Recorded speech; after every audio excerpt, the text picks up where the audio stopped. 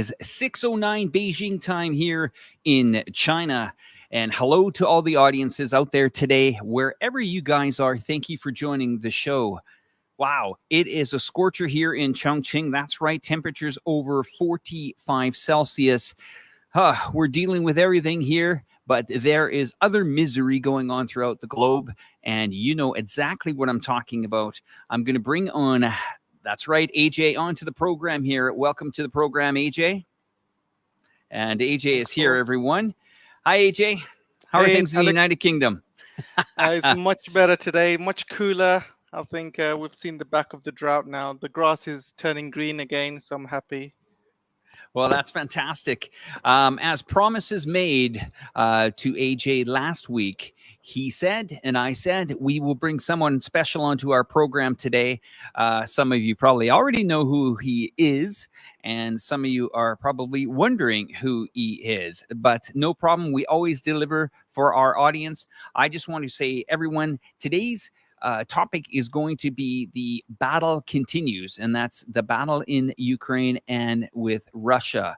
And it has been quite the week, AJ. We've seen assassinations happening in, we would say, Hollywood style, backed up by FSB. We've seen absolute propaganda come out of the United Kingdom and the United States. That's right. I'm not sure if the audience is aware, but there's a massive budget that was passed earlier on this year to combat Chinese media to the tune of the hundreds of millions of dollars. And if you've probably noticed, and we're going to show you some examples today during today's program about what we mean by that. You've probably seen YouTube videos that says 25 days to collapse, 24 days to collapse, 23 days to collapse. This isn't just one video. This is multi-channels trying to discredit information coming out of China. Should we be surprised? Should our audience be surprised? I don't think so. I just want to say a special hello to Hang. Hi, thank you for joining the program today. Zoogs, and we got MP in the house. We got Pierre in the house. Rob, some very cool names. The Quantum is in the house as well. Penguin is there. Great to see all you guys here. And I'm going to pass the mic over to AJ for a moment. He's ready to rock and roll. And then when Patrick, our friend, comes on the program, I'm going to take the back seat and let AJ and them chat for a bit because he's a good friend of mine. Over to you, AJ. Thank you, Alex. I really appreciate the nice compliments you've given it. Keep on coming, as they say. Thank you to all of our viewers. We have a very special guest, like I said. He's very, very well known, but he doesn't really do many live streams with anyone. There's many channels who have tried to get hold of him. We're talking about the Duran. We're talking about some major channels, close to like 1 million subscribers, try to get hold of him, and he has refused. So it's a real great pleasure that he has agreed to discuss, have a live chat with us today, which is very, I'm over the moon. I'm absolutely excited to speak to him. Due to his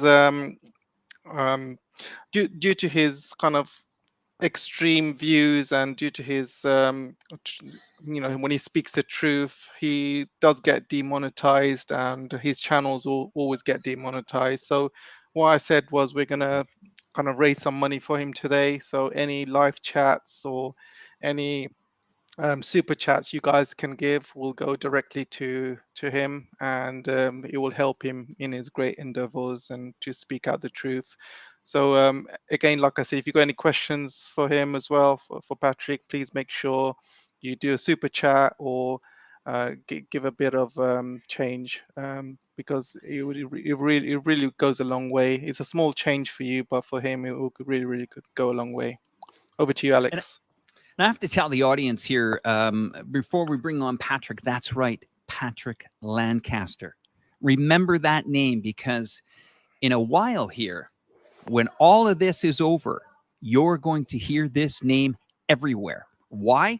Because he has one of the only archived, that's right, video archive of what's been going on in the Ukraine, the Donetsk People's Republic, not since 6 months ago, not since a year ago, but even back to 2014 or 2013, he's been documenting this. Videographer, crowdfunded journalist, whatever title we want to put on him, he is the true journalist of today. He's very smart on his feet in a war zone. Okay, I have to tell you that. I was mesmerized by this guy so much that I had to fly out there and meet him many years ago and just say, you know what, man, you give me actually, you know, AJ, when you meet someone and you admire that person so much that they change certain things in your lives. And Patrick opened up an opportunity to me to deal with, I would say, fake news, misinformation, trying to tell people about there are different parts of this world that you don't quite understand. And this is the interesting thing about it, is that when you're dealing with this type of information, very sensitive information, when you're dealing with this type of stuff, it's hard to actually really communicate to an audience in this day and age. And where I'm going with that is Patrick Lancaster is one of the first demonetized channels on YouTube. Wasn't last year, guys. It was almost 8 years ago. Can you imagine that? And just before we had him on backstage, he was basically, we asked him, when did you get demonetized? Do you know that his channel, for all the multi millions of views and people that have watched this archived footage, which I think one day is going to be used in a tribunal, I seriously think about that, that he's made less than maybe $500 in almost a decade, been cut off by PayPal, been cut off by YouTube, been demonetized, almost threatened to be deplatformed, had death threats against his family. This is a guy, he didn't move there when, you know, it was in the hot of things. He was there before. He married a local girl. He's got kids there. And still, people, media, Western people, the Western media, I'm going to focus on you tonight, Western media. How dare you try to discredit a man who has put his life on the line to try to tell the other side of the story? He is not trying to convince you. He's the kind of guy that says, I'll take this side and that side and make your own decision. How does he support his family? He supports his family by us, the community, the people that believe in him, the people that go visit him, the people that invite him on programs today, like AJ, an incredible YouTuber as well. I commend you, AJ, for having Patrick on this program. That's going to be it for me for a while because, you know, I know Patrick. If I start talking with Patrick, I'm probably not going to end for the next 5 or 6 hours because him and I can talk about the old times and stuff like that. But I encourage you that if you can, all donations tonight through Super Chat or whatever we're going to receive, all the proceeds will go towards Patrick and his lifelong goal here to tell the right side of the story and the truth. Thank you so much, Olga, for giving the first Super Chat of tonight. I hope many more of you. I've never actually gone out there and told an audience to do Super Chats because I'm not in the middle of the war field. This guy is.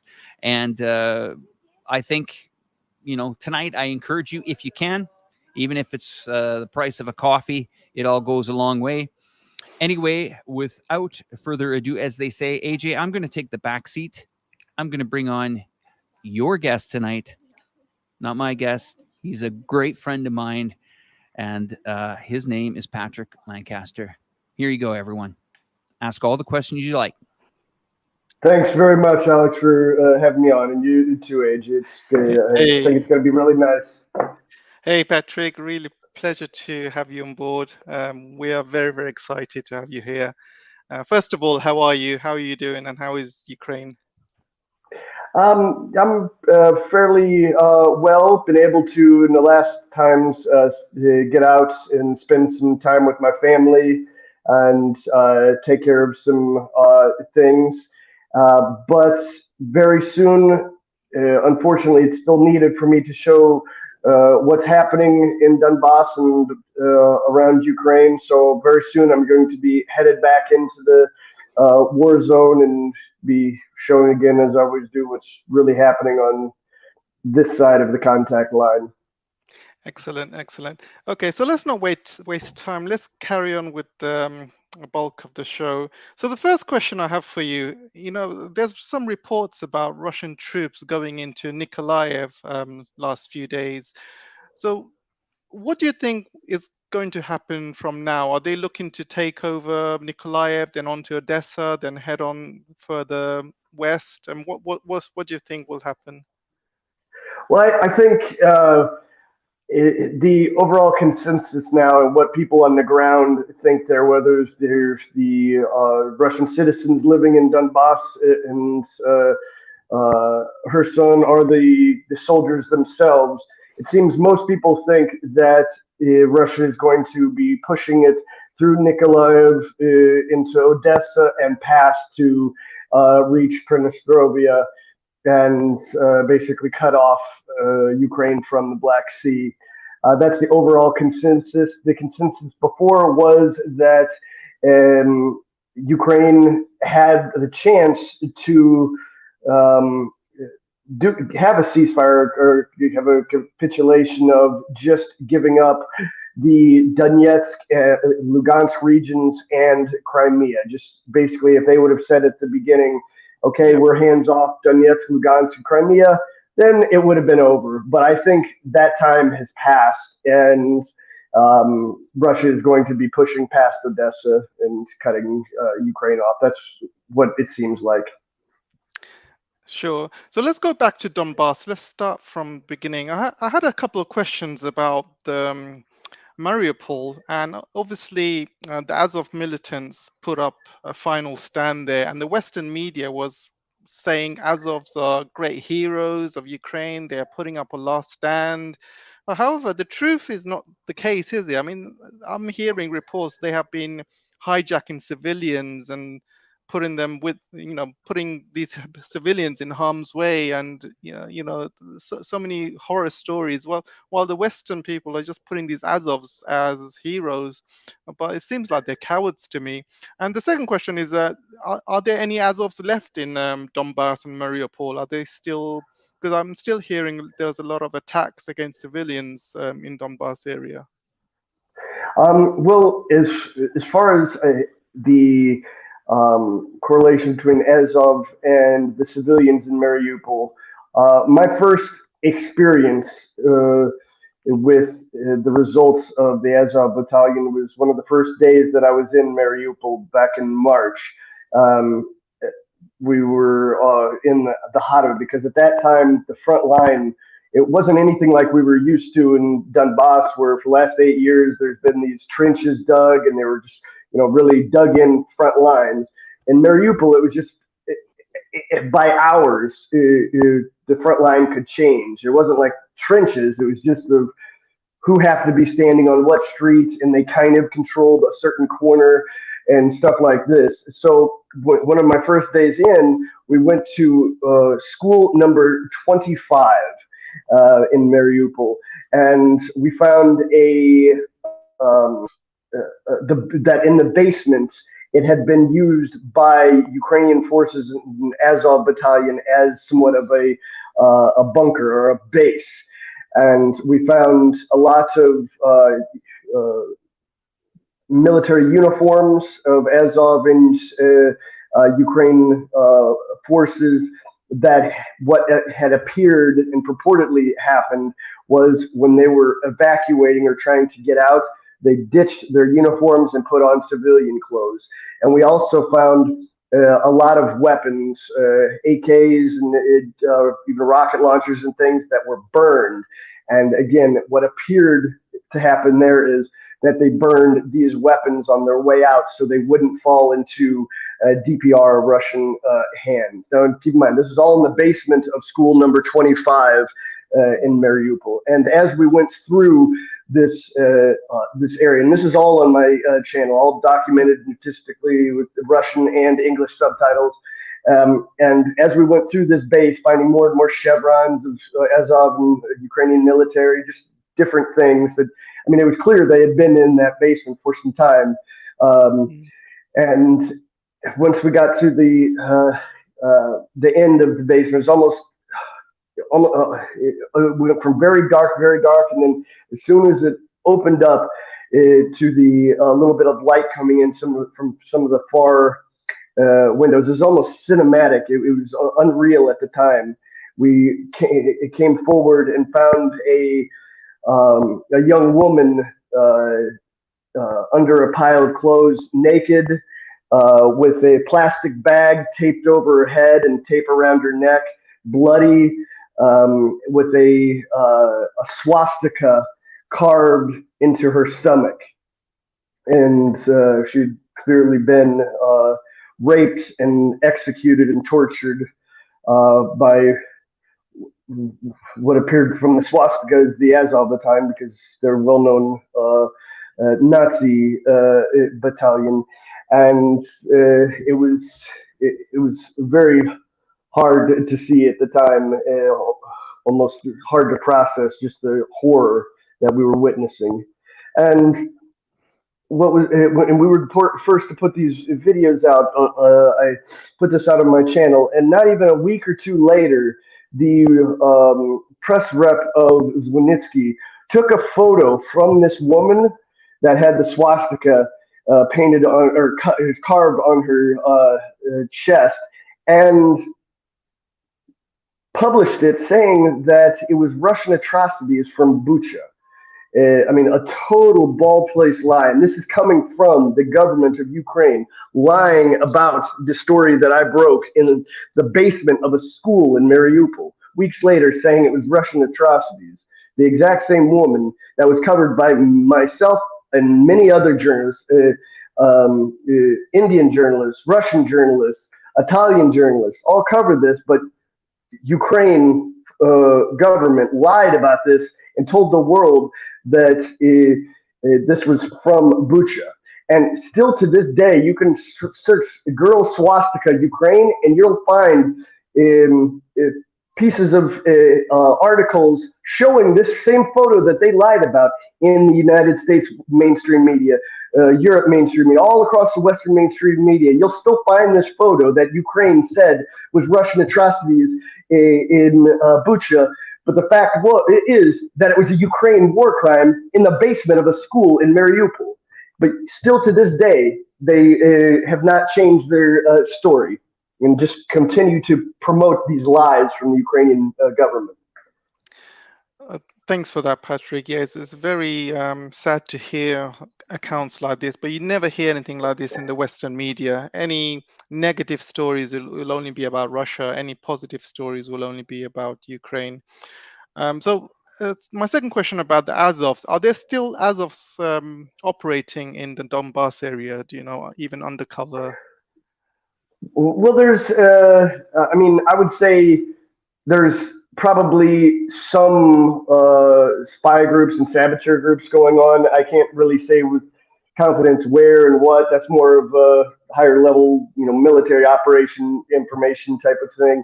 But as far as in the Ukrainian controlled territory in Donbass, which there is still a lot of what was the Donetsk Oblast, or the Donetsk People's Republic. Still a lot of that is controlled by Ukraine. Lugansk Oblast, or Lugansk People's Republic, is pretty much, I think they've made the declaration time back that they control everything. But in, say, Adevka, in the little bits in Pesky that are still have Ukrainian soldiers, there are some Azov. I'm not sure exactly the total number in the stats of them themselves there. But as far as Donbass and control of Ukraine and the Russian side, Donetsk People's Republic still has a good amount of territory that is controlled by Ukraine forces, and some of those are Azov forces and private sector for that matter. Sure. So I've recently read a report by Amnesty International saying that Ukraine has been using civilian buildings and civilians, putting them in harm's way, and the Ukrainians have obviously put their arms up and started complaining. And the leader of the Amnesty International guy, they're asking for his resignation because this article came out. And what do you think about all of this? And what's your thoughts? Well, I mean, there's no question that Ukrainian forces have used civilian infrastructure and civilian areas as firing positions. I mean, at virtually every single newly controlled Russian village that Russia has taken control of from Ukraine. I have been in dozens over the last 6 months, and there is not one of these villages that I was not given eyewitness accounts of Ukraine using civilian areas, civilian homes, civilian infrastructure as firing positions and bases. I've seen it dozens, if not hundreds of times with my own eyes. As I said, a basement in a school basement in Mariupol. Not near the only one that I've seen that Ukraine has used. They've used schools, cafeterias, hospitals. I mean, this is a fact, and this isn't just in the last 6 months. Yes, today is the 6-month anniversary of this, what the Western thinks is the war. No, the fact is this war has been going on for 8 years, and I've been seeing these atrocities over and over again. In the Western mainstream media, they put up this how Ukraine claimed that Russia fired on a prenatal and labor hospital in Mariupol, when in fact I was in Donetsk when they fired on a hospital where actually one child had to be one woman had to give birth while she was in the bomb shelter of this hospital.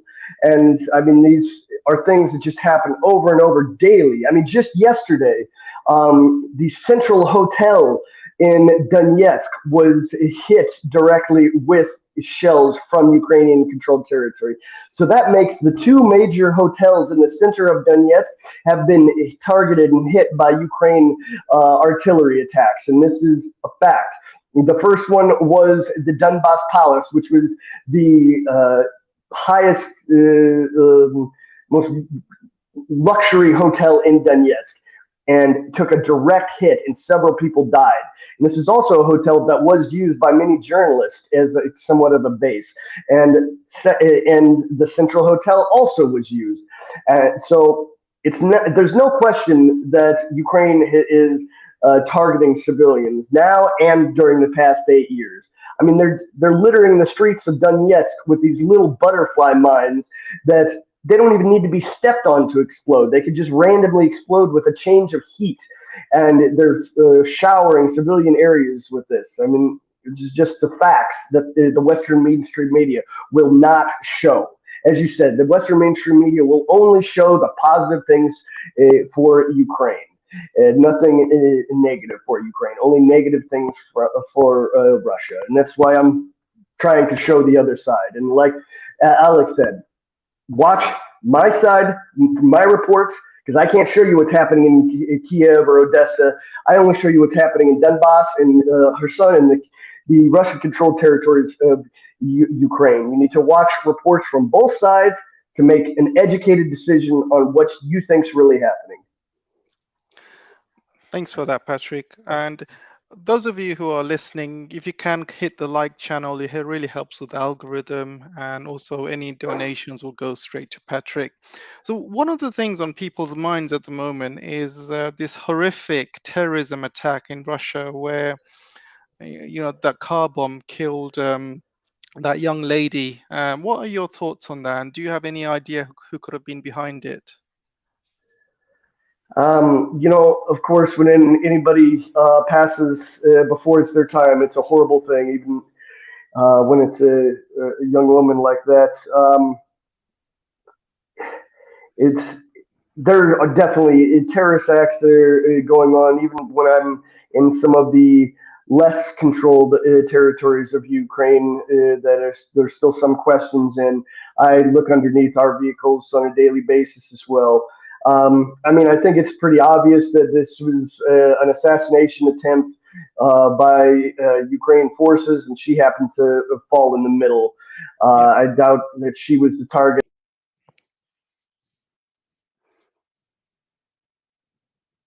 that Ukraine is deciding to fight this war.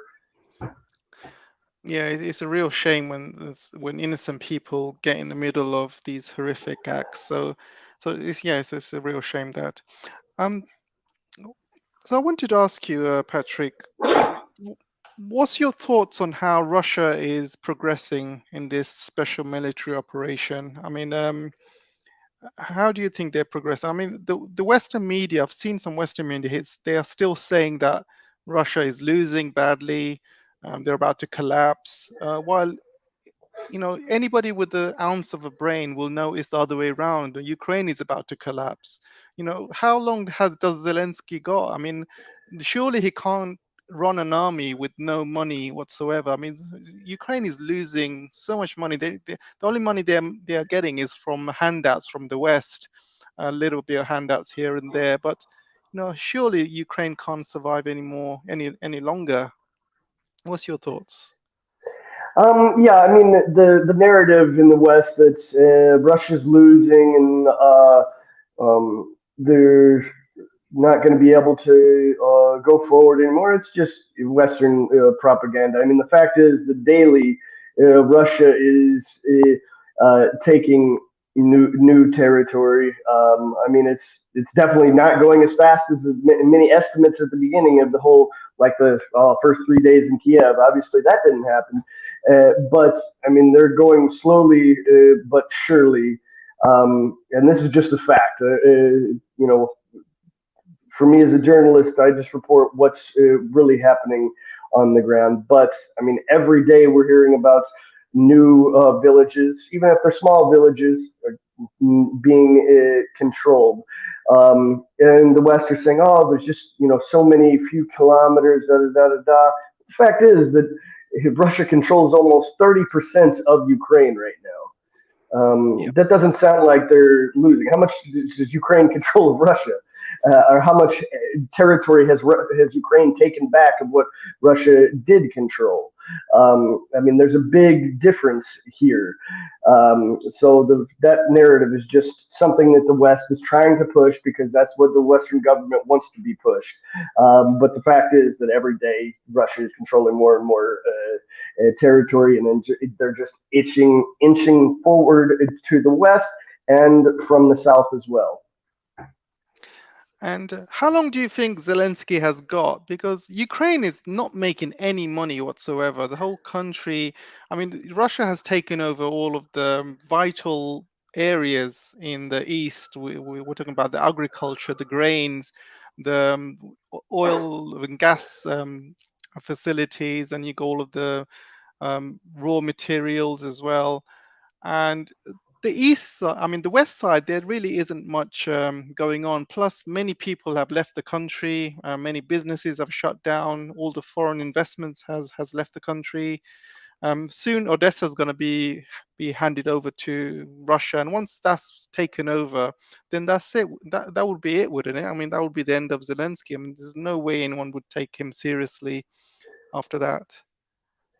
Well, yeah, I mean, who knows how it's going to go with Zelensky? But I would say one thing I was kind of surprised to hear on the ground. I mean, this was not by any means my opinion. This is just thing that I hear on the ground from soldiers and civilians living. A lot of the main opinions there is, like I said, that Russia's going to go straight across the coast to Transnistria and control the whole coast. But a lot of people are thinking that what's left of Ukraine will eventually be absorbed by Poland. I don't know if that's going to happen, but I'm just saying what the thoughts on the ground are. It was kind of surprising for me to hear that high of opinion from so many people. But that's what a lot of the people, both civilians and military members, are thinking. Yeah, but will Ukrainians be happy with that? Because,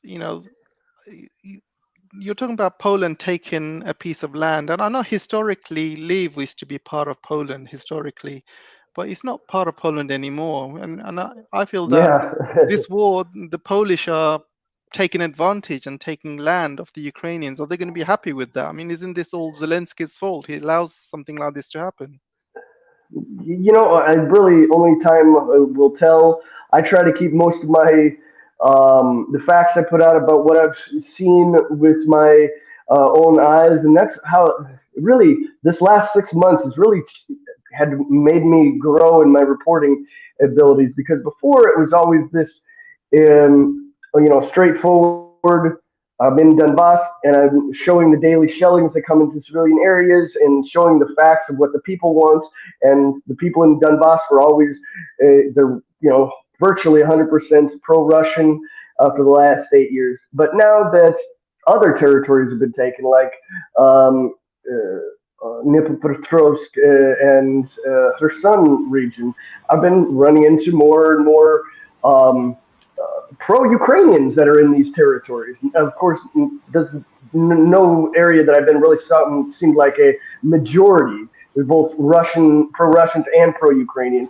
But as can be seen in my reports from Kherson and in Kharkov Oblast for that matter as well, I did reports to find out what the situation is, talk to pro-Ukrainians, talk to pro-Russians, and all of these interviews are in my reports. So people can see what the people are thinking from both sides. Obviously, not both sides of the contact line, but both opinions in these regions, both the pro-Russian and pro-Ukrainian. Sure. I'm hearing a lot of stories that a lot of people in the Donbass area, Kherson, are being given Russian passports, and they are absolutely overjoyed by the fact that they are getting Russian passports. What are your thoughts on the ground? Have you spoken to many people? Are they happy for Russia to take over their territory? Are they happy with the Russians? Well, as far as in Donbass, Donetsk and Lugansk Oblast, Russia's been giving Russian passports for the last, I believe, about 3 years. Yeah. And it's something about 800,000 people have received Russian passports in these territories. And of course, they're overjoyed. And back in February, when Russia recognized the Lugansk and Donetsk People's Republic, that was even a step closer to them feeling like, oh, maybe soon we'll be able to be part of Russia. And because that's what they've been pushing for the last 8 years. When they saw Crimea become part of Russia, they thought, okay, let's make some protests, let's do this, let's join Russia like Crimea. Well, it didn't quite happen that way. They're still waiting. But the people in the Lugansk People's Republic, they feel like now's the time. They're expecting this year to be part of Russia again. And as far as the Dnipropetrovsk and Kherson regions go, Russia is giving Russian passports now, Russian citizenship. It's a process. I believe soon they're going to be giving out the first actual passports, because a couple months ago is when the process started. And obviously a lot of people are happy. And for the people that aren't happy with the Russian citizenship, it's not like Russia's making people take the citizenship. They have a choice. Apply for Russian citizenship or don't. It's your choice. And it seems a lot of people are applying for Russian citizenship, like that happened in Donetsk and Lugansk People's Republic. Obviously not as many, because there's more ethnically Russians or ethnically Ukrainians in Dnipropetrovsk and Kherson regions of Ukraine, but there is still a very large amount of ethnically Russians. AJ, if you don't mind, Yeah, sure. I just wanted to, while we're on the topic here and trying to understand about these regions on why they have no problem welcoming Russia. This is a region here. If the viewers can see this map here, that's Moldova, Romania, Transnistria on the right there, and Gagauzia. Now, these are two regions that Patrick and I visited a few years back, and we were having this exact conversation. In fact, we got into a rental car from Moldova, left Chisinau Airport, and was basically told, guys, this car shouldn't be going into Transnistria. Now, just to let you guys know a little bit of history on Transnistria, it was one of the holdouts that wanted to keep its, once again, its cultural ties to Russia, ethnicity, stuff like this. And this is where we're going to get to the crux of this whole issue with Ukraine. This really kind of tells the story. It's the best way I can explain this to the viewers is this situation in Transnistria and Moldova better get sorted out real quick, or there's going to be hell to pay. Because the following, they went to war, 4,000 people lost their lives, and Moldova lost this territory, which they feel is part of their country. Of course, disputed. This is an unrecognized country, Transnistria. It's, I would say, 95% ethnic Russians. Maybe I'm off by a few percent on that. They have their own passport, Transnistrian passports. They have their own currency, which is pegged to the ruble. They speak Russian. They have their own military. They visit the Kremlin. And this is a 2.5-hour flight away from Paris. And the ODYSEE has been trying to kick this can down the block. Now, for the viewers, Patrick and I went to this territory a few years back to check out what was really going on there. And it's quite extraordinary what is going on there. Let me just give you guys a little bit more of what we found when we were down there. Now, the viewers, it's hard for you guys to fathom that how can something like this still be not solved. This has been going on for over 20 years. It's no surprise, but the Western media doesn't want to hear about it. And once again, guys like us and Patrick, we say, let's go. Let's find out what's going on in this region. And that's exactly what we did. And here's some video of Patrick and I a few years back driving to Transnistria. And I want you guys to pay attention to the screen here. If you can see, lo and behold, what is protecting this territory is Russian troops. 1,500 of them have been, protecting this territory. There hasn't been a problem. Everybody is okay with the status quo. Agreements have been agreed. Relationships have been agreed to. Don't go into conflict. Don't go into war with Transnistria. We're going to try to figure it out. But there's been pressure from the international community for almost a decade, from the ODYSEE and from the United Nations, saying that they want to put their own troops there. Nice try, guys. Nice try. Didn't happen. Well, Patrick and I spent a few days in that territory, and then we went to another breakaway region called Gagauzia as well. And this is very interesting because now if you look at the map, and Patrick can probably explain to you that as Russia moves more towards that border, this could be a very, very interesting piece of the puzzle here. Maybe I'm not as, on the ground where you are, Patrick, but do you think that this Transnistria could come into play here where we visited a few years ago? We were there on the ground. We went to Gagauzia. We spoke to the people. They welcome reunification with Russia.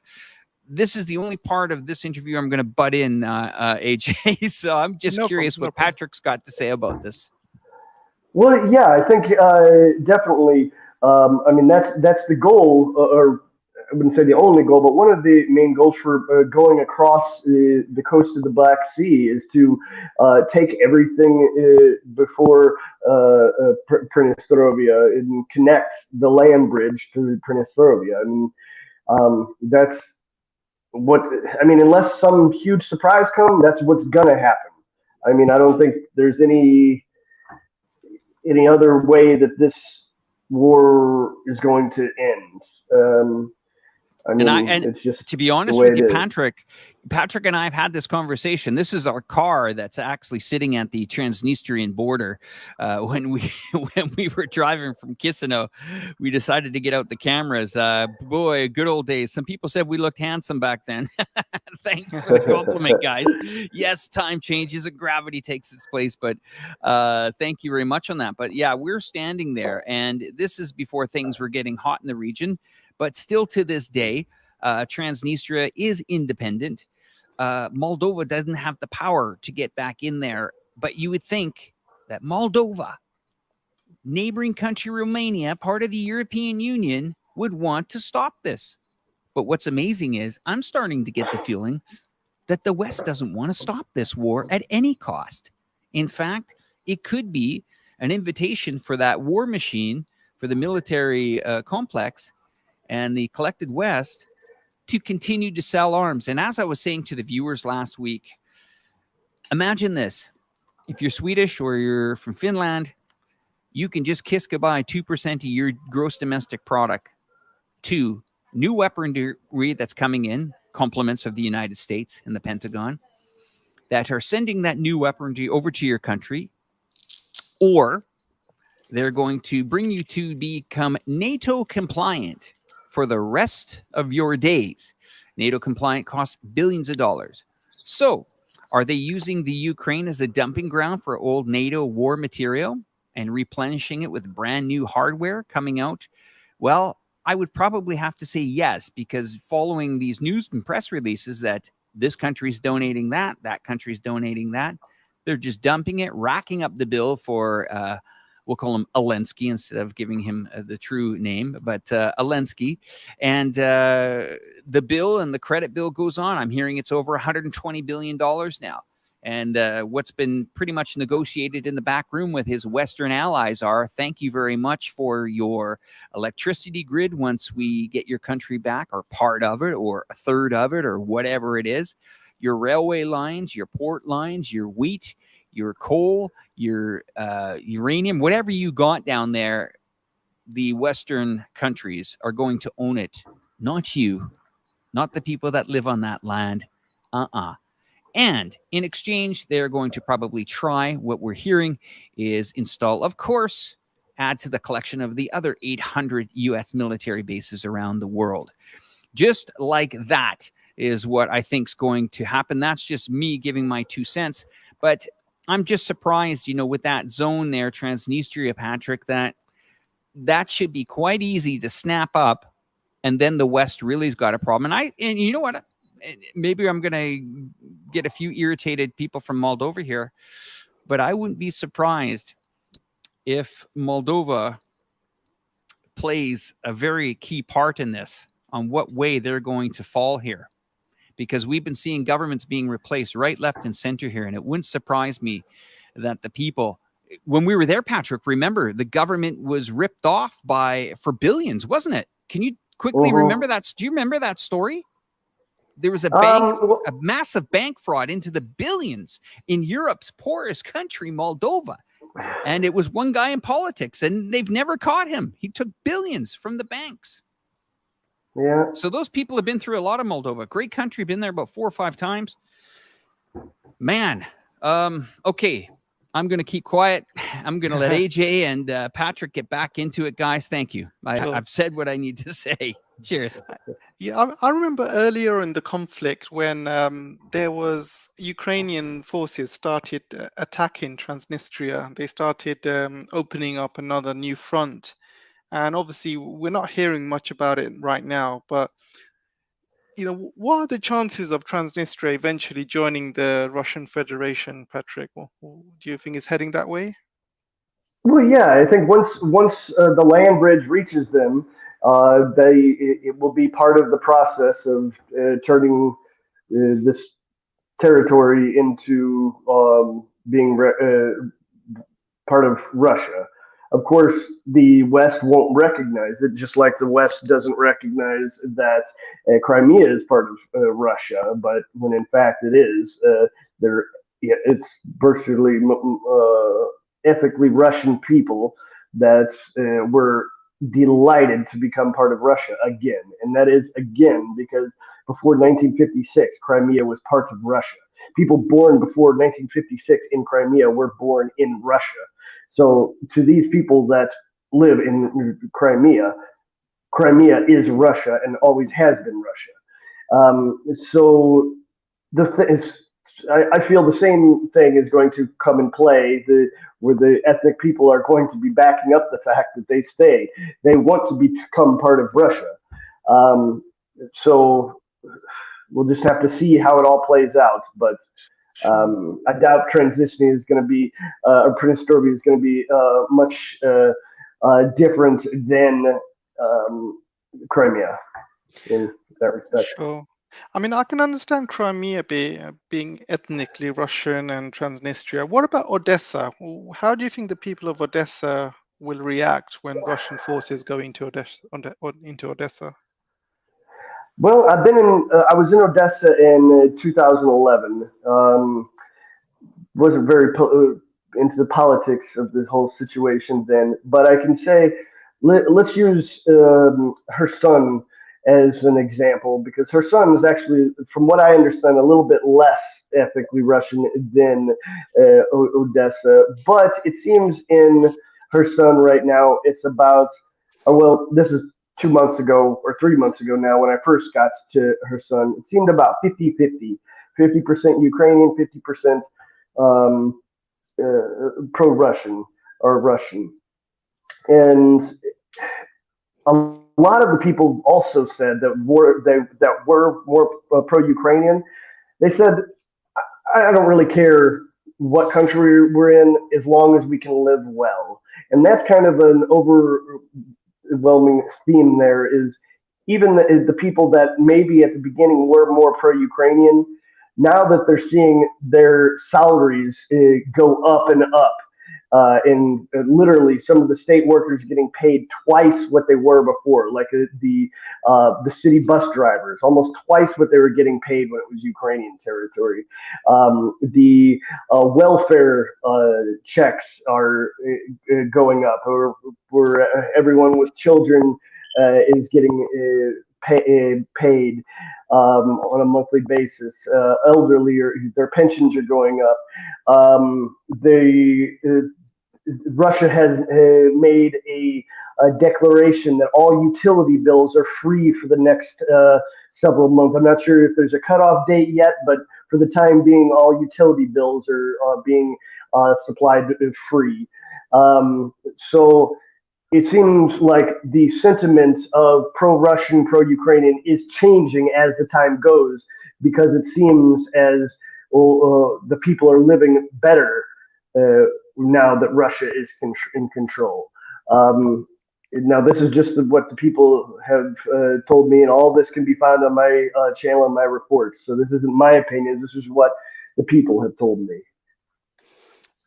Okay, excellent, excellent. So, what are your thoughts about how are people finding Putin, for example? I mean,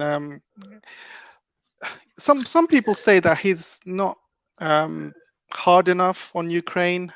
He needs to go faster. He needs to go further. And some people are saying that he's too soft on Ukraine. He's not.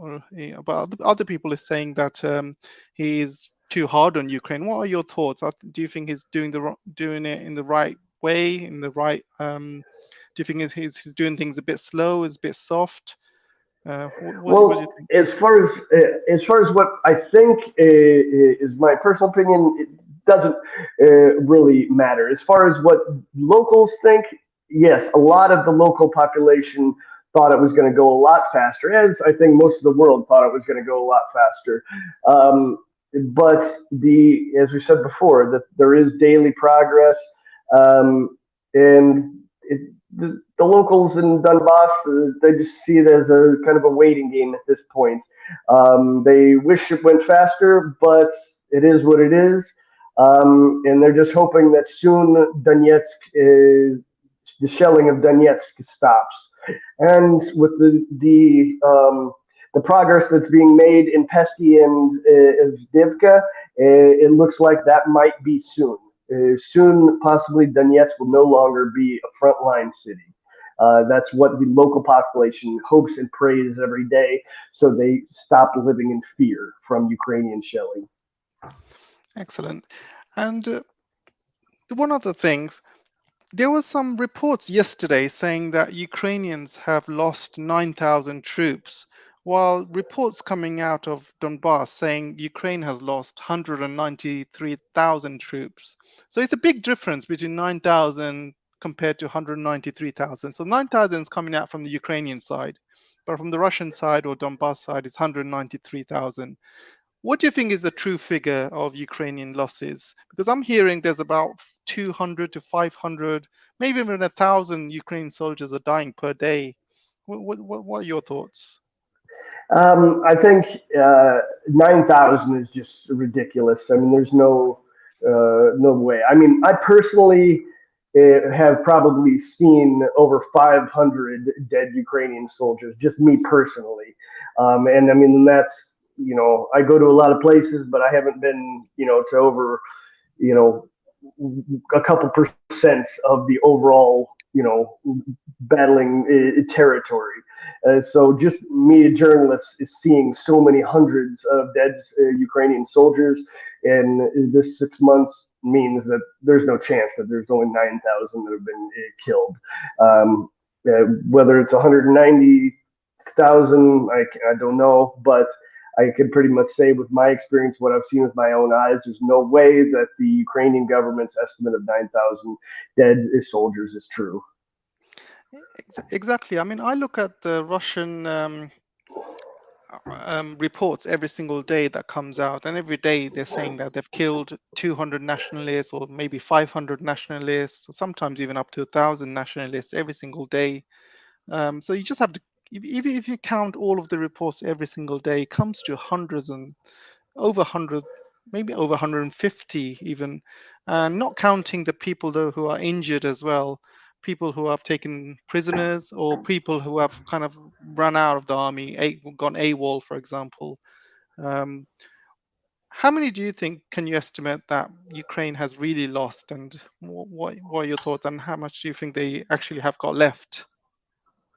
I can't really even make a realistic estimate. I just don't have enough information to really do that. But like I said, I can say that it's not 9,000. That's for sure. Much more than that. I'd say it's nowhere close to 9,000. It's just not a realistic number for them to put out, and they know that, and everyone in their military knows that is just a number that they're putting out for morale for their population. Yeah. So I'm just going to go into the HIMARS now. HIMARS was supposed to be the magic weapons that will win the war for Ukraine, and obviously it hasn't been the case. But what they are doing using these HIMARS, they are attacking Donbass areas, they are attacking Crimea, and even trying to attack Russia with those HIMARS. And I believe Lavrov recently said that because of these HIMARS, Russia may have to go into deeper within Ukraine because of the distance that these weapons can fire. And they need to protect their land, they need to protect Crimea and other areas, so they will have to go in deeper and deeper. How deep do you think Russia will have to go to kind of do that? As far as if they make it to Kiev or not, I mean, it all, I think, has to do with how long Zelensky stays in power. If there's a coup that removes him, or some other under the table agreements. It's just with the information I have on the ground, I can't really say for sure. Like I said, I know they're going to make the land bridge, or they're going to do their best to get the land bridge across the coast. But as far as central Ukraine, I can't really say. Sure.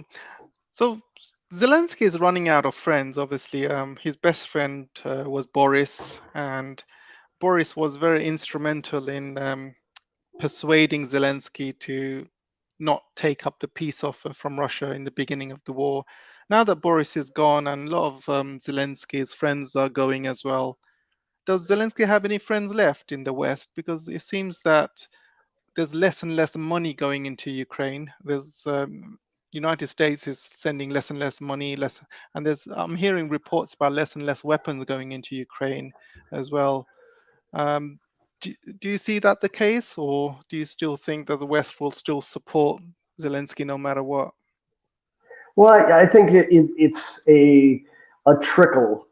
I mean, they can't just take their hands off of Ukraine and say, "All right, you win." You know, that's not realistic. I mean, they can't right out say, "Okay, Russia, you're the victors." So they've got to slowly trickle it, and even if Russia wins, I guess you could say Russia wins, the West is still going to try to spin it as it's a Ukrainian victory or a Western victory somehow, because that's just what they do. The magic of the Western propaganda spin is pretty strong. Indeed, it is indeed. So when it comes to so what's happening in Donbass right now? I'm still hearing a lot of terrorist activity, bombings, a lot of kids dying as well. Do you still hear stories? Donbass is there's still a lot of fighting happening along there. What do you think is happening right now? I mean, Donetsk is under shelling and bombing every single day. I mean, there's no stop for Donetsk in a lot of the frontline areas. I mean, the front line is an active, hot front line to the max. I mean, there's people dying every day. Ukraine is killing civilians in Donbass every single day. And this is something I've seen my own eyes for the last 8 years. It is what it is. Like, again, I don't have the possibility to be in Kiev or Odessa or other parts of Ukraine reporting. I'm just telling you what I've seen with my own eyes on the DPR, LPR, and Russian-controlled territory over the last 8 years. And this is the fact that I've seen civilians dying almost every day. Sure. What's the most upsetting thing that you've seen so far? Do you have any anything that stands out in your mind at the moment that you've seen? Well, I mean, Mariupol was pretty hard, but I mean, just so many horrible things. I mean, babies, children, women, elderly people. I mean, when I was in Mariupol, I did my best with my team to try to evacuate as many elderly people as we could, but we got good amounts out. But a lot of the people died before we could get them out. And because me as a journalist, some people would write me asking to help evacuate their families and things. And we tried our best. We brought aid and stuff like that, just on top of the work we were doing as journalists. But couldn't help everyone. So every time we got someone out, we were happy. But every time we got to a place to find someone to try to bring them out and they were already dead, that was downside. So there's a lot of horrible things seen. I'm sure there'll be a lot more. Sure. And have you seen any foreign mercenaries fighting in Donbass area? Have you met any, or do you know of any, especially from UK, for example? I know a couple of them have been captured. What do you think? There's a few captured. Yeah. But I haven't, as far as being in the field, seen any with my own eyes. But in Severodonetsk, I met a man who said that he was actually taken captive for a bit by a group of foreign mercenaries, and they actually stole his cell phone before letting him go. And there's been a few other stories that I've heard about people saying they saw foreign mercenaries and foreign people fighting for Ukraine. But personally, I haven't seen a lot. Of course, with all that have been captured and killed, there's definitely a lot. But yeah, it is what it is. Sure. I'm also looking at stories saying that Ukraine has got a right to siphon off gas that's been heading to the European Union. And when do you think Russia will say enough is enough? We're just going to shut down the gas. To the hell with European Union getting our gas, and the hell with Ukrainians stealing our gas. I mean, when do you think that will happen? Do you think it'll happen during this winter? Because right now Europeans are getting less gas than they did a year ago, but Ukraine is still stealing a lot of it as well. You know, as you know, they will steal it more now because they need it. You know, and they're not getting it from anywhere else. What do you think about that? No way to tell. I mean, we're just going to have to see how the fighting plays out and how things change as the weather changes. Sure. And how do you feel? How do you feel the Europeans have acted with this whole situation? And as you know, a lot of them have pretty much shot themselves in the foot with all of these sanctions against Russia. Now, all of these sanctions are now hitting their own economies. A lot of these leaders have been ousted. We're talking about Boris. We're talking about the Italian boss as well. What do you think about the Europeans, and how do you think the Europeans will carry on without Russian gas over the next foreseeable future? You know, like I said, the West can't stop the support of Ukraine, but I mean, we'll just have to see. There's just so many factors involved, and you know, it's on the ground in the fight is where the war is going to be solved. Sure. So a lot of viewers are asking, what are you going to do next? What's your next steps? What's your plan for the next week, month, few Well, months? right now I'm in Yerevan, Armenia. Been spending some time over the last weeks with my family because I had to evacuate them from the war zone when things were getting too hot in Donetsk. So spent some time with the family, doing a little bit of reporting here in Yerevan and the surrounding parts in Armenia because there's a lot going on here too. But in the next week or so, I'm going to be heading from Armenia and back towards Donbass.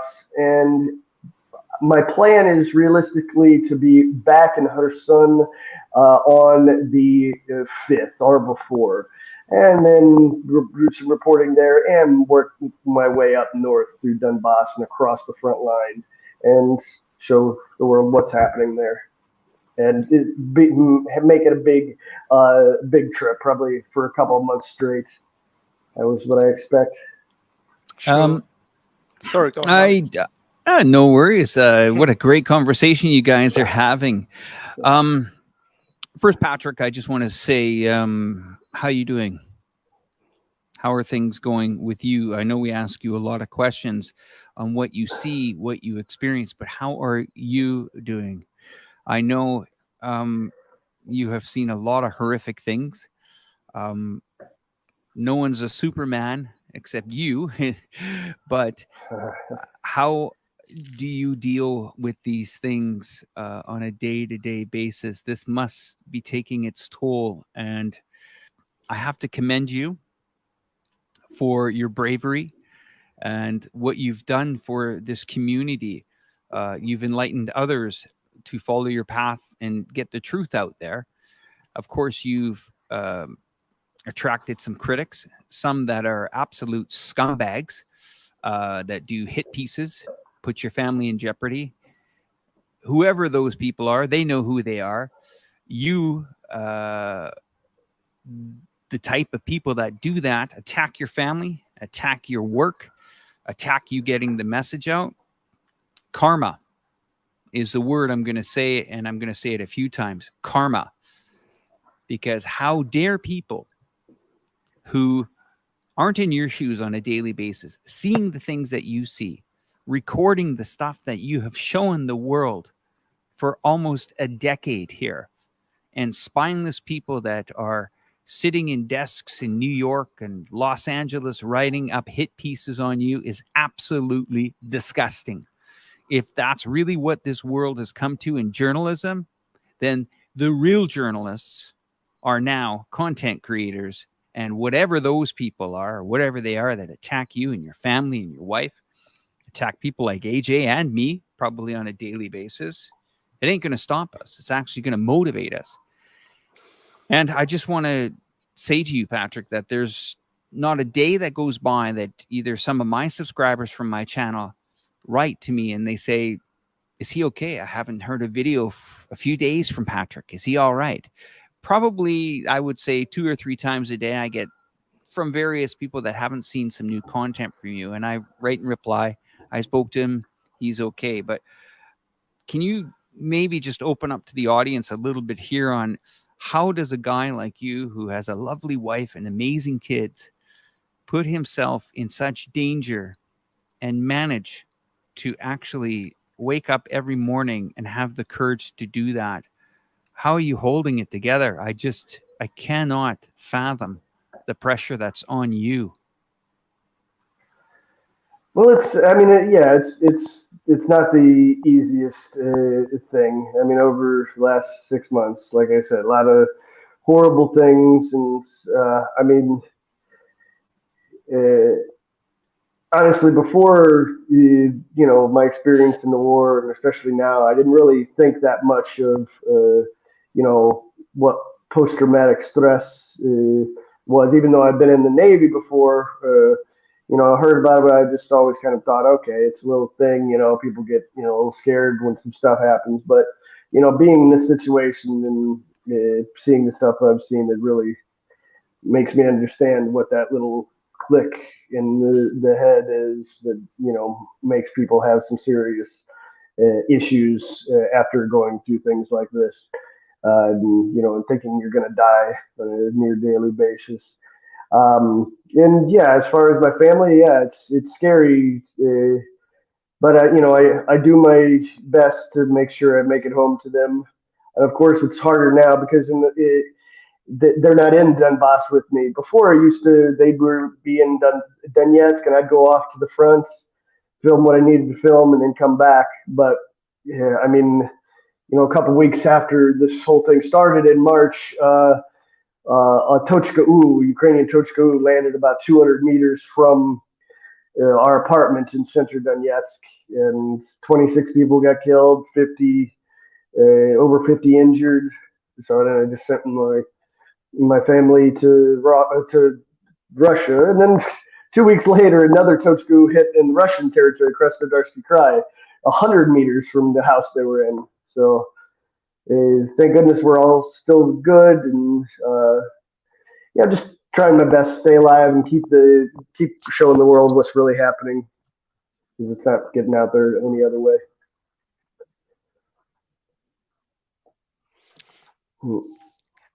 Alex, I think you're muted. Can't hear you. There's a comment on the board here that says, Patrick, please join the Chinese social media so we can donate to you. We are working endlessly to get Patrick on a network that actually won't silence him. And we look forward to opening up an amazing new audience of 1.5 billion people in China. I don't know if the viewers are aware of that, but AJ is in the United Kingdom. I'm in Chongqing, China, one of the biggest cities here in China. And of course, Patrick Lancaster is pretty much everywhere there is conflict in the world. So taking a little bit of a breather before you get back into it. I mean, these are amazing questions that have been coming from the people watching today. And I just want to tell everybody that there are links in the descriptions below for my channel. We're also hosting this on Tiger Paw, which is more of a political channel here that would like to get the message out here on YouTube, as well as Patrick Lancaster's YouTube channel there. You have to ask yourself, well, actually you don't. Why does Patrick Lancaster's channel grow so fast since last February? To the tune of hundreds of thousands of people? The answer is people want the truth, and they are signing up by the tens of thousands. So all those, if you have a moment, everybody that's watching right now, just go below into the description there, click on the subscribe to all those channels. PTE AJ has 2 channels, so if you're not part of one, be part of the other, vice versa, stuff like that, right, AJ? So Yeah, that's you correct. have 2 channels it's, there. yeah, very important to also like. It helps with the algorithm. And I was looking at the like ratio. We've got about between 450 to 500 people watching, and we've got about 329 likes. That's over 75 or 80% likes, you know. And again, for that kind of percentage, YouTube should be pushing it out to more people, but they don't. You know, anytime you speak the truth, anytime you go against the narrative, YouTube does kind of push you down. I mean, though, that like to people ratio is a very, very high ratio, Alex. And Yes, I agree. any other channel would have been pushed out to hundreds and thousands. But no, I mean, you guys are doing great. But don't forget, you know, you can. There's still a few of you who haven't liked. If you can like, and also if you can donate something for Patrick, it'd be really great help for him. Like I said, joining his YouTube channel as well.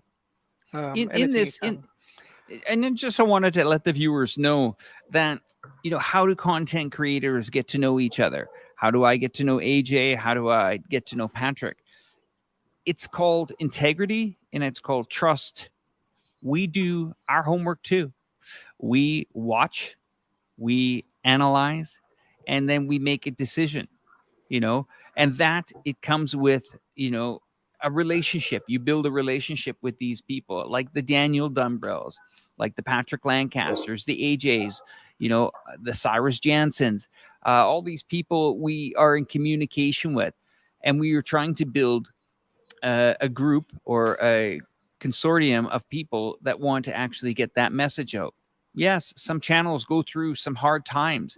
Imagine being in a war zone for 8 years telling the story, and big tech is trying to silence you. That's exactly what's happening with Patrick right now. And that's why your contributions to Patrick, the super chats today, and many of you have already donated. We greatly, greatly, greatly appreciate that. And I know Patrick, let me tell you guys a story when I met Patrick for the first time, okay? My wife said, this guy is absolutely amazing. You have to go meet him. I said, are you sure? And at the time I was in Asia, and I got on the plane. I flew all the way out, and we met in Moldova. And I remember Patrick, you know, had his old camcorder with him at the time. And it just says to me that anybody, any person on this earth that says that Patrick Lancaster tries to do this for the money is an asshole. Anybody that says something like that. That is probably one of the biggest insults that anyone can ever give to you, Patrick, because I know that every single dime that you've either been donated or any equipment or anything that people have donated to you, you have been a stand-up gentleman. I cannot commend you enough. I just think that you are a role model for people that want to get the truth out in this world. And it's incredibly important. And today, for the first time today, everyone, AJ has met Patrick. I'm sure that their, you know, online collaborations together may open up more doors for other content creators. Just recently, The Dive has contacted us that would also like to have Patrick on his channel as well. So it's a community, everyone. We do care. We try to get each, you know, we try to back each other up. Some channels might go down. Some channels might go dark. That's the risk. But can you imagine all this hard work that these content creators do, myself included? I'm going to give myself a pat on the back here because I've been busting my rear end for years. But we do it for you guys, the viewers. And as AJ says, even that like, hitting that like button or subscribing to these channels means a lot to us. It helps us get the message out. We're not doing it for the notoriety or the money or anything like that. It's pure passion. I'm going to zip my mouth for a bit more and let you guys get back into your conversation. And we'll probably go for another 15, 20 minutes here. And then we'll have a little bit of a wrap up. But I suggest everybody in the comment can you please put your questions up in the comments side here, and I'm going to put them on. I'm going to focus now on the back end of the website here. So if you have any important questions, Patrick and AJ are going to watch the monitor as I put those questions up. He'll try to answer them all. Don't worry. I think Patrick's a pretty strong guy, so he can pretty much handle any question that comes his way. But if you guys can take, and girls, can take the time to put these questions up in the comments where you guys are chatting, questions for Patrick or AJ, I can highlight them, and we can really interact with you, the audience, because this is such a special live stream having Patrick with us. It takes a while to get a hold of this guy. It's not a guy that I can get on the phone every day. Why? It's because he's out in the middle of a war zone or running around trying to get you guys the story while the mainstream media is trying to shut him down. So, guys, I'm going to jump backstage. I'm going to watch the comment box. I'm going to put some key questions on there. So if you two gentlemen can, while you're in the conversation, can kind of keep an eye on these questions come up on the screen, that would be greatly appreciated. Okay, guys, that's it.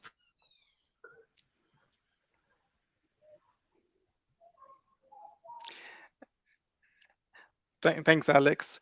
So, Patrick, I know we've been talking a lot about Ukraine. Where do you think this is heading next? Do you think Taiwan is the next point of call, where we're all heading? What are your thoughts?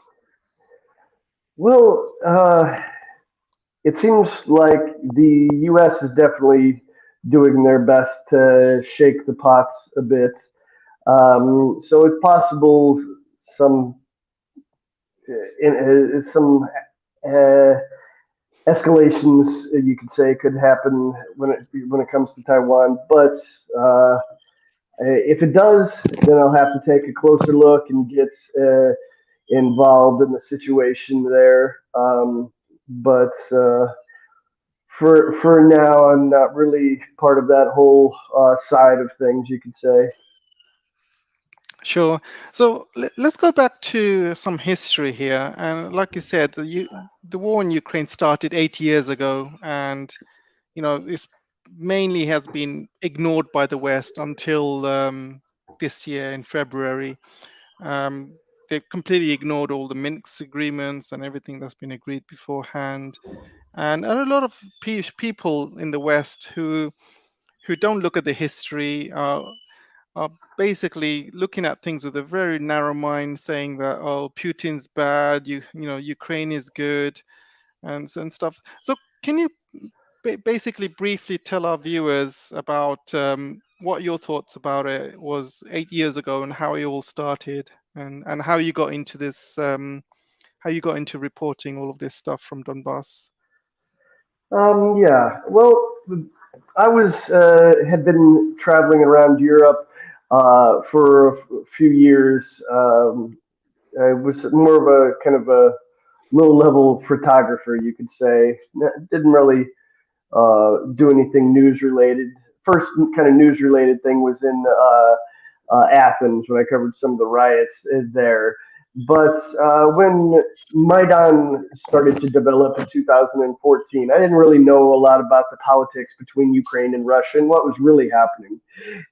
But I saw some interesting articles and photos coming out of Maidan. And I thought, okay, that seems pretty interesting. And after just being back from the protests in Athens, I thought maybe give it a try, go to Maidan. But then I kind of procrastinated, and Maidan started to fizzle out. But then a few weeks later, Crimea started to develop with the so-called little green men, and I was like, all right, well, I'm going, because everything that we were hearing in the West was that Russia was making people vote to break away from Ukraine and all this hubbity jabbity. And I decided to go directly to Crimea, and that's where on the way I stopped by Odessa and filmed a report there, the first one on my YouTube channel, interviewing a pro-Russian and a pro-Ukrainian in front of the trade union building. And then got to Crimea just 3 days before the referendum in March of 2014, and was very surprised to see all of the locals embracing Russia and embracing the thought of becoming part of Russia again. Because as I said, anybody born before 1956 in Crimea was born in Russia, and the locals there considered Crimea Russia, even though it became part of Ukraine in '56 without the votes or permission of the local population. The majority of the local population has always thought Crimea was Russia. Yes, there was some ethnic Ukrainians that weren't so sure, but we're talking about the majority.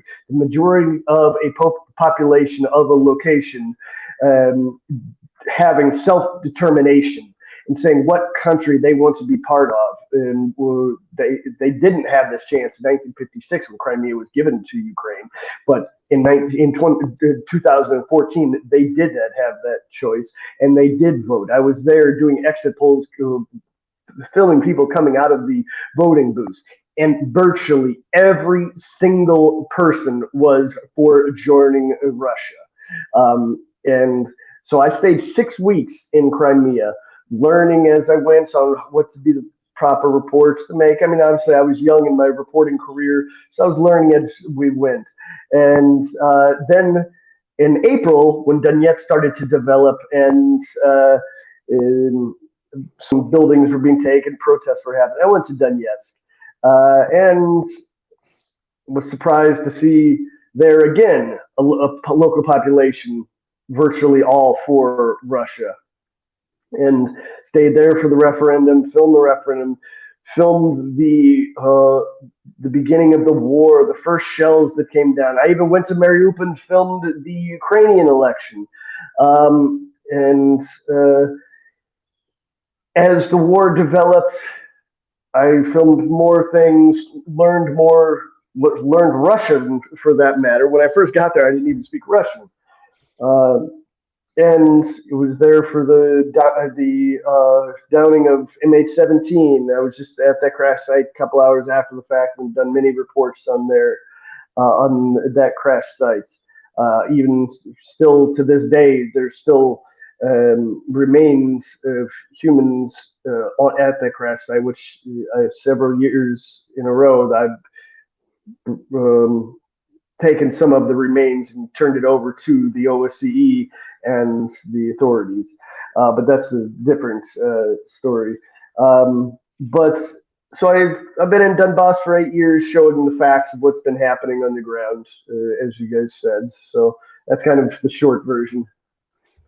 Sure. So I think what also a lot of people want to know is why did you stay so long in there? I mean, I know you're doing a great thing for humanity, putting all the truth out there. But what made you do it in the first place? What's motivating you to do this? Well, I mean, when I first I was just so shocked when I got to Crimea and saw the difference in what was being shown in the West and what was really happening there. I realized that, okay, I need to show what's happening here because the West isn't seeing it. And then the same thing in Donetsk. And as time went on, I met my wife at the end of 2014. And as Alex said, we have 2 children now. I mean, I've just been showing the facts of what's happening because there's no other source they're really getting out in the way that I put it out. And I just do my best to continue on with it. Sure. So, like you said, you've got a wife and your kids. Do you worry about their safety at any point?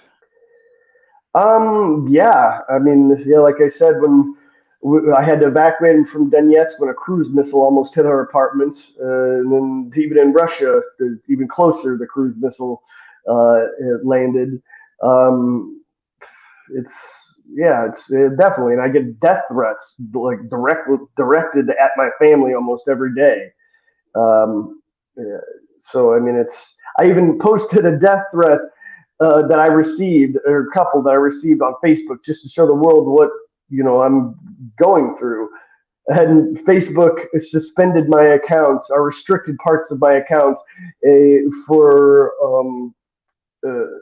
for posting this. I mean, totally idiotic Wow. things from Facebook. Yeah. Um, I posted that someone threatened to execute and rape my wife, and Wow. Facebook restricted my account for it. Yeah, it just shows a lot of double standards. So can I ask you about your maybe friends and family you have back home? What do they think of what you're doing? I mean, are they all in support? And do you get Yeah. I mean, a lot of them, they support what I do here, and they watch my reports, and are happy that they know the information that I'm putting out. And as far as my family, my dad's been living in Donbass for 4 years. oh, nice. Actually, he came out. Yeah, we're hoping for my mother to come out soon, but we'll have to see. Um, but yeah, I mean, everybody's in support of my work. Excellent. So do you get any messages from your past life, from from the military, or anybody from the government, from the US? Do you get anything from there at all? Well, back in 2016, the FBI showed up at my mother's house, Really? Wow. and yeah, yeah, it was a little bit of surprise. I mean, they just kind of asked what I was doing over here, and my mother told her, watch his YouTube channel, and you can figure it out. She said they were very friendly, and that was about it. Nothing else really came out of it. They just kind of showed up unannounced and wanted to ask some questions. Sure. So what's your thoughts about how um, Biden is running things at the moment, especially with his foreign policy? What are your thoughts about it and how the country's being run? Well, I mean, there's only so much that he's actually doing. A lot of it's behind the scenes because, I mean, anybody that looks at his state of mind and state of health can understand that there was a mistake made, and this should not have happened. I think that's the overall opinion. I mean, he's just not nobody's home anymore. And I mean, I don't think there's any way he's going to make it to the end of his term. I'm not saying he's going to die, but at some point, Mm. him or somebody else needs to step up and say, "Okay, enough is enough. This is kind of a game at this point, and no one's winning." I think somebody once mentioned that Biden is the perfect president right now because there's nobody at home. It allows other people to run the country while he's walking around with his pajamas, not knowing which room to go in or what to say. It allows the deep state to basically control their foreign policy, do whatever they're doing around the world, and get away with it. I mean, as opposed to somebody like Trump, who would immediately stand up and say, "Hang on a second, what's going on here? What are you guys doing?" What are your thoughts about that?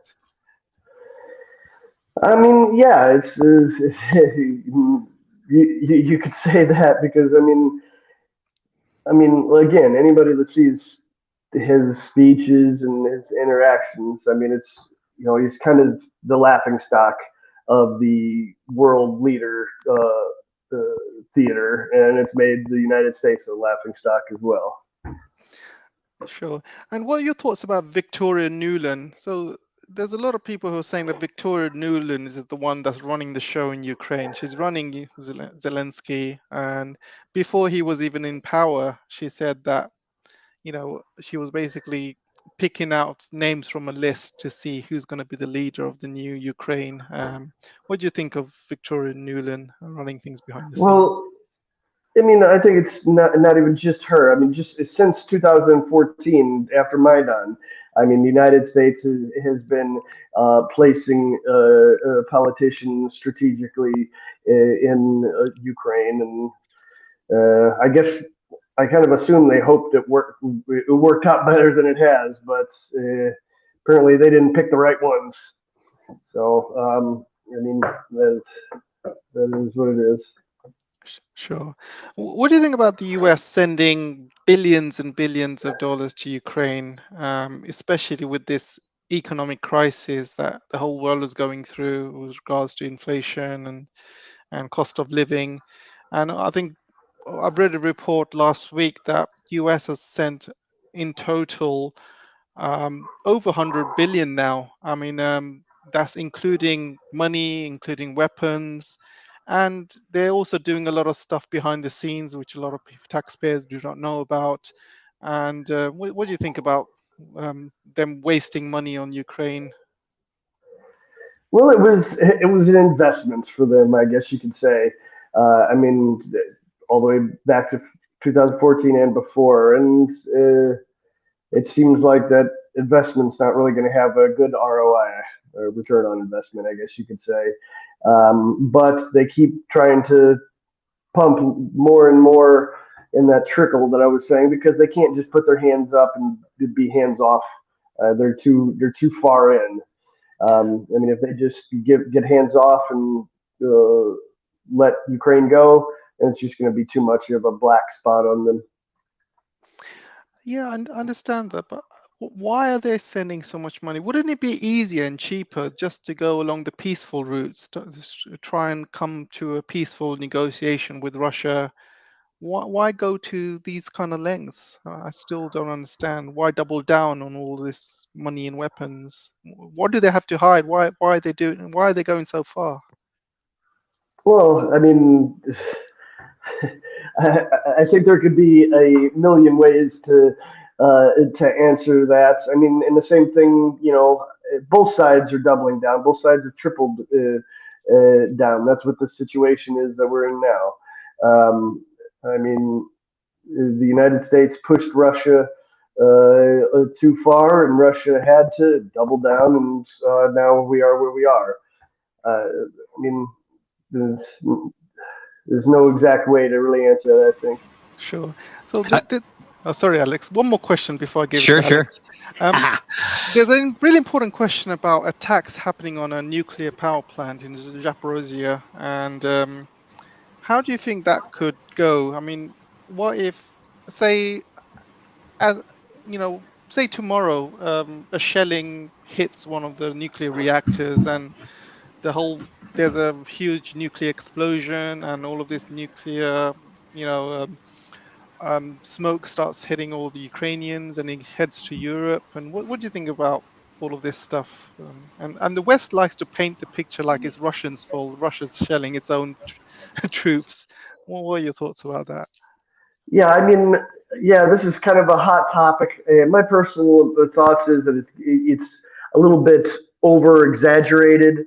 But when I go back through her son, that's going to be one of the first steps that I'm hoping to make or stops to stop by there and get some more information on what exactly is really happening on the ground there, so we don't have to just listen to all these different stories of people saying this and this. I'm hoping to get in and find out some real information on that to just get to the bottom of it. Sure. Over to you, Alex. And again, Thank you very much. Listeners, don't forget to like and please share any donations to Patrick. Thank you very much. Thanks, AJ. You know, Patrick, if these borders were open right now, I would be probably on my way to join you. And my wife understands the risks involved with that. We've had many discussions about this over and over and over. Should we be surprised that the collected West is behind the massive funding that is going in there to try cancel a country, cancel its culture, and cancel its people? I'm not surprised. But I have to tell you something. This is going to get very interesting in less than 60 days. Now, when these electricity bills and this consumption starts to climb, you know as well as I know, Patrick, that what is under the soil there in Ukraine are Russian pipelines, and those pipelines go directly into Europe. We've known it. We've talked about it. The market is ignoring it. They think they can get supply and demand from these other countries. It's not that easy unless somebody in the last, I don't know, 90 days has built a pipeline from Burkina Faso or, I don't know, Texas under the bloody oceans across to Europe. The shit is going to hit the fan here pretty hard. And I think everybody keeps saying, why isn't Russia pushing harder? Why isn't Russia pushing harder? Is the cold winter about to really, make things interesting there. You know it. You know how hard it gets in there in the Donetsk region in the wintertime. You know, this is going to really hit the hyper zone here. I think September, you go into October. You know, I'm watching the natural gas prices. We've talked about this, AJ. We've talked about, you know, these are at 14-year highs. I think the shit is really going to hit the fan here in 60 days. $120 billion of funding in every country around the world that has tried to cancel Russia didn't work. It's not working. In fact, the ruble is trading near its high.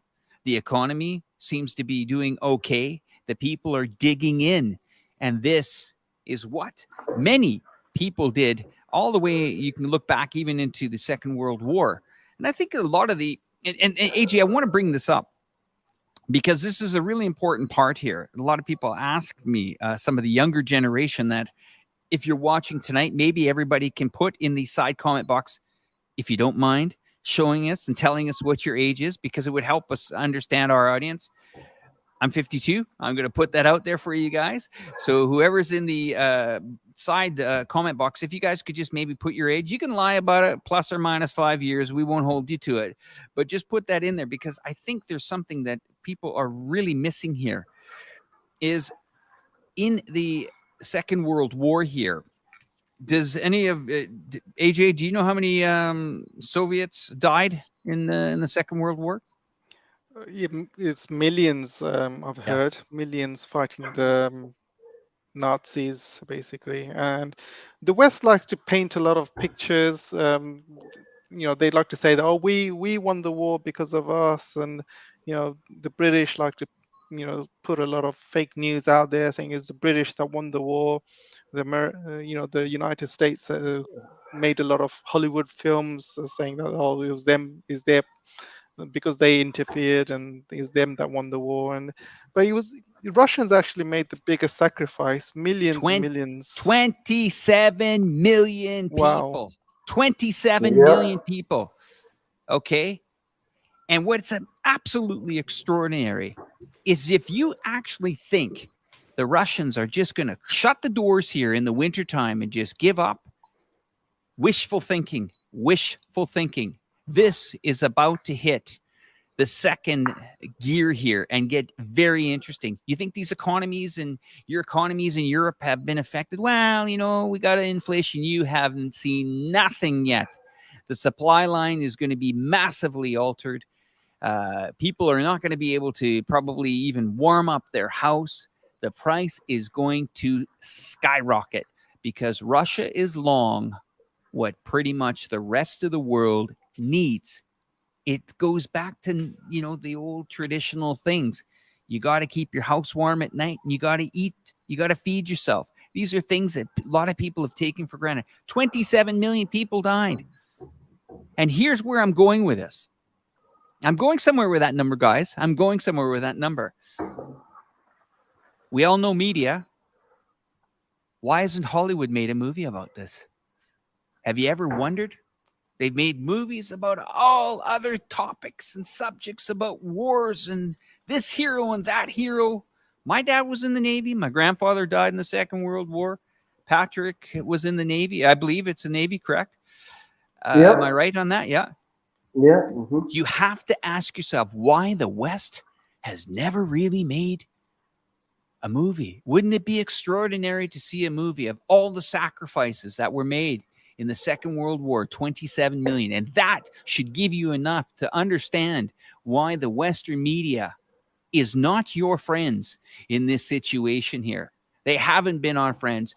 It makes us question so many things. Patrick and I, when we met, we had so many beers. We chatted around. I told him about, you know, my visits to the Yugoslavia, which is now busted into many different countries, the tragedies that happened there, the NATO-led invasion into that country that bombed it for 78 days into an oblivion. And everybody wonders why Serbia takes it time when it makes decisions now. I don't blame them. But for the 27 million people that died, this is going to be a very interesting number to remember in the next couple of months here, because I guarantee you things are going to get very, very ugly here. And I can't believe, Patrick, I know you're in a very volatile place there, but what in the hell is going on with the rest of these Western countries when they think that they can shut Visa, shut MasterCard, shut all these stores down, shut Starbucks, shut McDonald's, Burger King, you name it, all these consumer stores, you know, break away from the SWIFT banking system, and you still can't stop this country? What do they think's going to happen? Do you think they're going to just sit there and go, gee, you know, we really should leave these pipelines open? Your thoughts on this, Patrick? Are they going to shut the gas off? As far as shutting the gas off, I mean, they have to decide whether they're going to make that strategic jump or not. But as far as you know, what they've been trying to do, everything possible to bring the ruble down. But as both of you said, the ruble's near its high. And I think not many people expected the ruble to be where it is right now. The Visa system was shut, but almost in a kind of a sneaky way. Visa didn't totally shut the Visa system as it's kind of they almost portray it as they did. What Visa did and MasterCard, they cut the system to any card that was not made in Russia. So any Visa that was made in Russia still works here. But will not work in a foreign country. But any Visa that was made in the United States, for instance, for like my debit cards, will not work in Russia. So it's almost like a half-half, but they're trying to act like they shut it down completely when it's not really the case. SWIFT, they shut down everything except for gas transactions, you know. And it did nothing. It did nothing but inconvenience the population a little bit and help the ruble to stay strong. Amazing. Patrick, I just want to thank you so much. I know that your time is limited. From the bottom of my heart, brother, I wish you every single second that you are out there to be safe. I know that we send messages every couple of days. Please, please, please stay in communication, regardless of either it's very safe or not safe. Our viewers deeply, deeply care about your well-being and your family's well-being. It's been an absolute honor to have AJ kind of let me take the back seat on this one today. Thank you so much, AJ, for inviting Patrick Lancaster onto your amazing platform. You have outstanding subscribers. Everybody, if you haven't done it, or if you're watching this on replay, go below in that description box. Click on every single one of those channels. If you haven't done it now, there's over 500 to 600 people here in the live stream right now. Subscribe to these channels so we can get the message out. I'm Alex with Reportify Media. It's AJ with PTE and the legendary himself, Patrick Lancaster. We're going to say our goodbyes here. That's it from me. If you want to add anything, AJ, you can. I'm going to go backstage. And when you guys say good night, everybody, or goodbye, I'm going to hit the end broadcast. I'll let you close it down for us, AJ. Take care, guys. I just want to give a big thanks to Patrick again. I really appreciate your time, brother. I'm at all with everything that you've done so far for the past 8 years. You know, keep going, keep it strong, and you really are like a Superman, because the thing that you've seen, the things that you do, you know, no ordinary human being, not everyone can do it. And really admire your work, brother, and keep it going. And I also want to thank all the viewers that's donated so far. Make sure you stay behind Patrick and just give your details, your PayPal details, so I can transfer it all to you. But really appreciate all the viewers. Everyone's very, very intelligent here. Everyone knows what's going on, and really appreciate you, Patrick. Really, I'm really excited to see what you do next, and with where your trip takes you. I definitely appreciate it, AJ, and also Alex. I'm looking forward to next time. It's been great. Thanks for having me, for sure. Yep. Excellent. Right. So let's stay behind. I think Alex wants to have a few words backstage, and I think we'll say goodbye to everyone. All right, Okay, everybody. sounds good. We're going to hit the end broadcast. You guys have an amazing day, and we'll talk to you guys soon. Take care.